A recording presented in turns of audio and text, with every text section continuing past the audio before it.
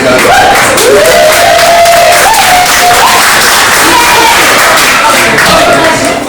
back. We have another special act for you for 2 more scenes, so there's lots of traits this evening. For this special act, you're going to hear some original poetry.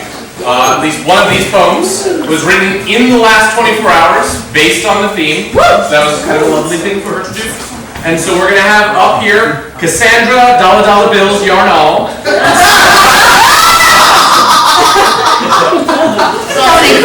You like that a little too much.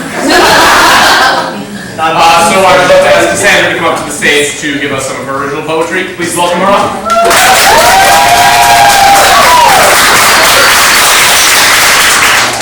So I don't know how Google works, and I also don't have the cultural awareness to know what I ship it means. So my poem went a very different direction. Also, I can't see my name, and that's weird for me. Oh, I still can't see you. That's okay. All right, so this poem is called Shipping. I want you to picture all of the dead things rising from the ground. Dinosaurs, giant beavers, proto-squirrels. These bodies rising horizontally, floating midair. And now I want you to picture all of them bursting into flames. Your cursor is hovering between 2 dots in your Amazon cart. Free 1 or 2 day shipping. Shipping is a funny way to put it. Boats these days are far too slow. We need the plastics and we need them faster. So we reach deep into the earth, pull out the compressed bodies of mastodons and megalonyx and burn them. More bodies means we can pack the plastics, into boxes, and put them onto planes.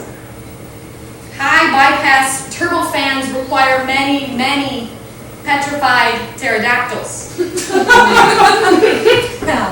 When the foyer of our house piles up with smiling boxes, my partner calls it an environmental catastrophe. How many platygonuses were fracked out of tar sands so that we don't even have to walk to Walgreens for toilet paper anymore?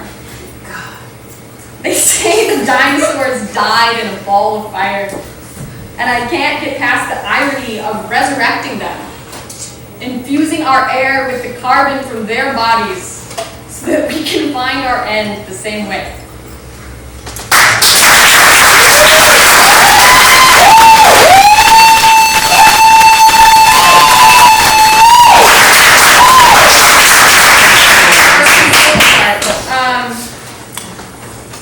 So this next poem is called Pre-Dawn. I'm going to do 4 more poems that were not written in the last 24 hours.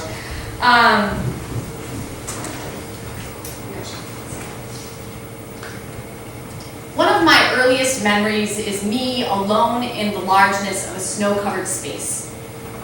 I seem in the image too small. I've looked for something here so many times, but when I search for a feeling, I can only conjure blankness. Last week, just after a snow, I woke before dawn to make it to Michigan by breakfast time. After the dark left, it was miles of white straight down to the horizon, white on either side of the road like I was driving into a canvas.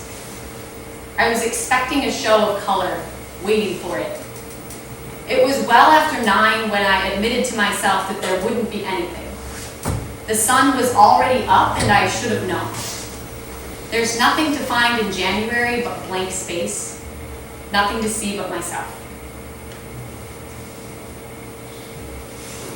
This next poem is called Perigee Moon.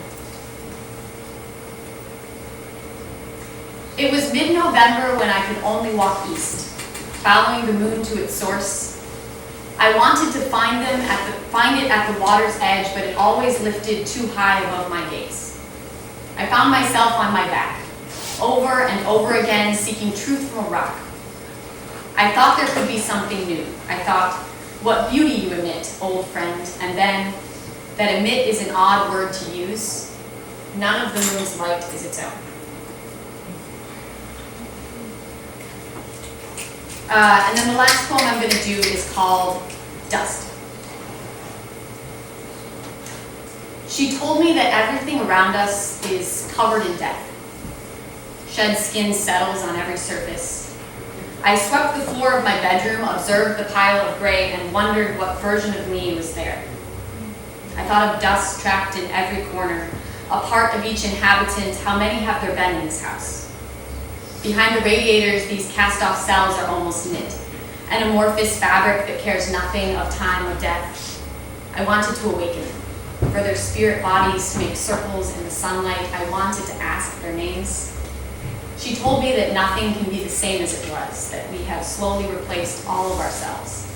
The person I was is spread across every place I have touched, resting, perhaps still waiting to be swept up.